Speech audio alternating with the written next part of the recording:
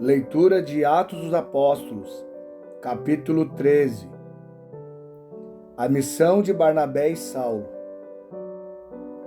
Na igreja de Antioquia havia profetas e mestres: Barnabé, Simeão, chamado Níger, Lúcio de Cirene, Manaém, que fora criado com Herodes, o tetrarca, e Saulo. Enquanto adoravam ao Senhor e jejuavam, disse o Espírito Santo: Separem-me Barnabé e Saulo para a obra a que os tenho chamado. Assim, depois de jejuar e orar, impuseram-lhe as mãos e os enviaram. Em Chipre, enviados pelo Espírito Santo, desceram a Seleucia e dali navegaram para Chipre. Chegando em Salamina, proclamaram a palavra de Deus nas sinagogas judaicas. João estava com eles como auxiliar. Viajaram por toda a ilha, até que chegaram a Pafos. Ali encontraram um judeu chamado Bar-Jesus, que praticava magia e era falso profeta. Ele era assessor do procônsul Sérgio Paulo. O procônsul, sendo homem culto, mandou chamar Barnabé e Saulo, porque queria ouvir a palavra de Deus. Mas Elimas, o mágico, esse é o significado do seu nome, opôs-se a eles e tentava desviar da fé o procônsul. Então Saulo, também chamado Paulo, cheio do Espírito Santo, olhou firmemente para Elimas e disse: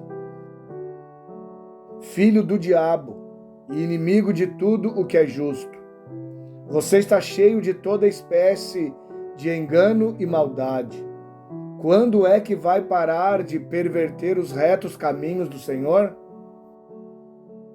Saiba agora que a mão do Senhor está contra você, e você ficará cego e incapaz de ver a luz do sol durante algum tempo. Imediatamente vieram sobre ele névoa e escuridão, e ele, tateando, procurava quem o guiasse pela mão. O procônsul, vendo o que havia acontecido, creu, profundamente impressionado com o ensino do Senhor. Em Antioquia da Pisídia. De Pafos, Paulo e seus companheiros navegaram para Perge, na Panfilha. João os deixou ali e voltou para Jerusalém. De Perge, prosseguiram até Antioquia da Pisídia. No sábado, entraram na sinagoga e se assentaram. Depois da leitura da lei e dos profetas, os chefes da sinagoga lhes mandaram dizer: Irmãos, se vocês têm uma mensagem de encorajamento para o povo, falem. Pondo-se de pé, Paulo fez sinal com a mão e disse: Israelitas e gentios que temem a Deus, ouçam-me. O Deus do povo de Israel escolheu nossos antepassados e exaltou o povo durante a sua permanência no Egito. Com grande poder os fez sair daquele país e os aturou no deserto durante cerca de 40 anos. Ele destruiu 7 nações em Canaã e deu a terra delas como herança ao seu povo. Tudo isso levou cerca de 450 anos. Depois disso, ele lhes deu juízes até o tempo do profeta Samuel. Então o povo pediu um rei, e Deus lhes deu Saul, filho de Quis, da tribo de Benjamim, que reinou 40 anos. Depois de rejeitar Saul, levantou-lhes Davi como rei, sobre quem testemunhou: encontrei Davi, filho de Jessé, homem segundo o meu coração.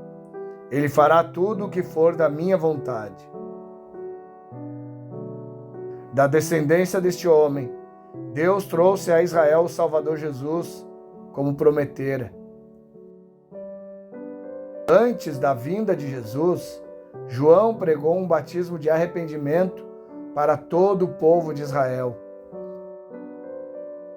Quando estava completando sua carreira, João disse: quem vocês pensam que eu sou?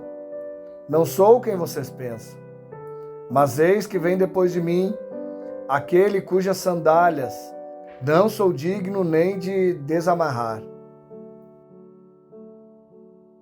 Irmãos, filhos de Abraão e gentios que temem a Deus, a nós foi enviada esta mensagem de salvação. O povo de Jerusalém e seus governantes não reconheceram Jesus, mas ao condená-lo, cumpriram as palavras dos profetas, que são lidas todos os sábados. Mesmo não achando motivo legal para uma sentença de morte, pediram a Pilatos que o mandasse executar. Tendo cumprido tudo o que estava escrito a respeito dele, tiraram-no do madeiro e o colocaram num sepulcro. Mas Deus o ressuscitou dos mortos. E por muitos dias foi visto por aqueles que tinham ido com ele da Galiléia para Jerusalém. Eles agora são testemunhas dele para o povo. Nós lhes anunciamos as boas novas, o que Deus prometeu a nossos antepassados.